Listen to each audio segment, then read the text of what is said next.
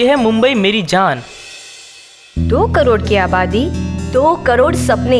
पता है दुनिया की ग्लोबल सिटीज में गिनती होती है मुंबई की।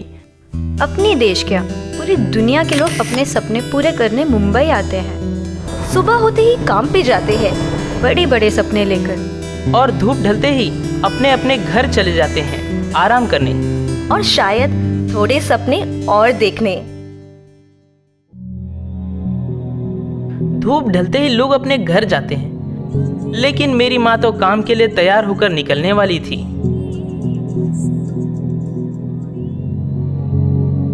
धूप ढलते ही लोग खुशी और प्यार भरे परिवार में लौटते हैं, पर मेरे घर पे सिर्फ लड़ाई होती थी।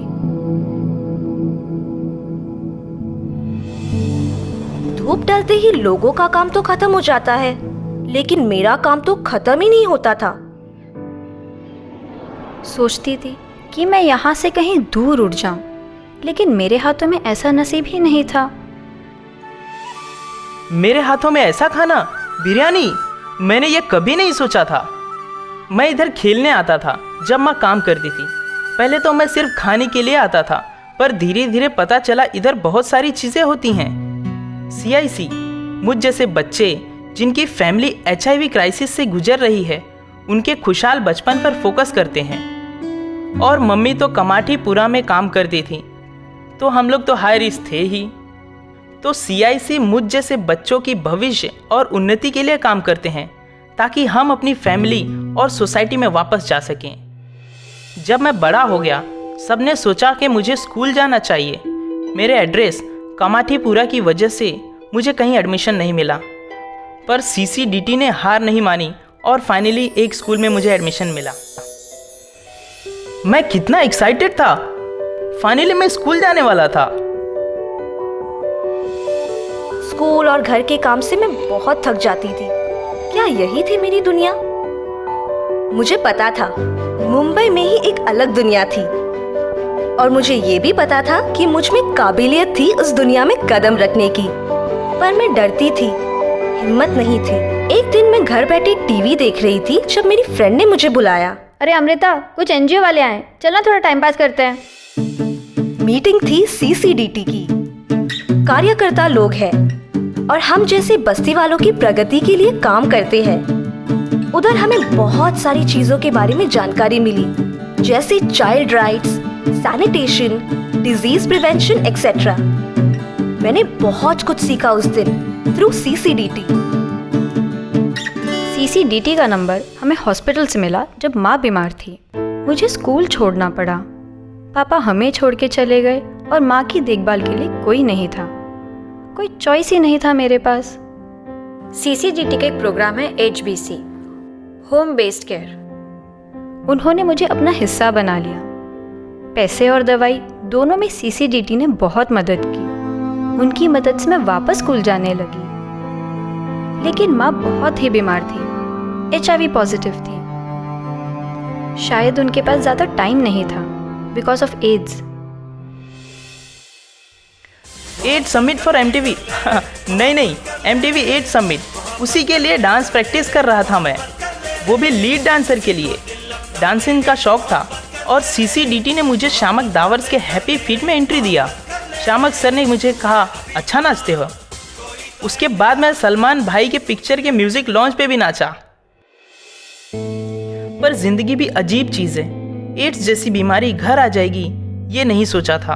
हाँ, पता था कि माँ को रिस्क था उनके काम की वजह से, पर उम्मीद तो रहती है ना कि ऐसा ना हो। उनकी तबीयत तो बिगड़ती गई और एक दिन वो गुजर गई। वो दिन मेरी लाइफ के सबसे बुरे दिन थे। सब चीज़ों से मेरा इंटरेस्ट चला गया, पढ़ाई, डांस, दोस्त। बट CCDT ने पूरा टाइम मेरा साथ दिया। धीरे धीरे मैं उस अंधेरेपन से बाहर निकला। जिन चीज़ों से खुशी मिलती थी वो मैं फिर से करने लगा, और ऐसे ही मुझ में वापस आ गया मेरा खोया हुआ आत्मविश्वास।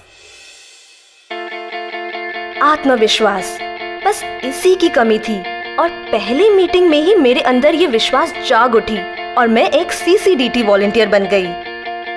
पहले तो मैं शर्माती थी, चुप थी मैं, लेकिन धीरे धीरे मीटिंग्स जाते, दीदी और भैया से बात करते, वहाँ पे समय बिताते मैं ग्रुप की पीयर एजुकेटर बन गई।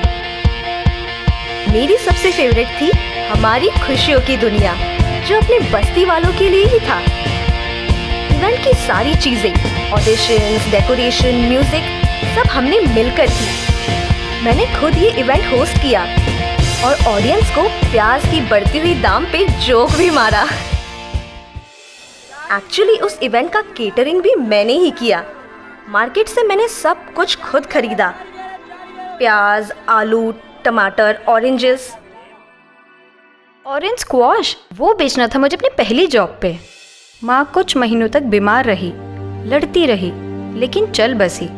उसके कुछ ही समय बाद मुझे पता चला कि मैं भी HIV पॉजिटिव थी। मैं बहुत डर गई थी, कंफ्यूज थी, मुझे ये बीमारी क्यों?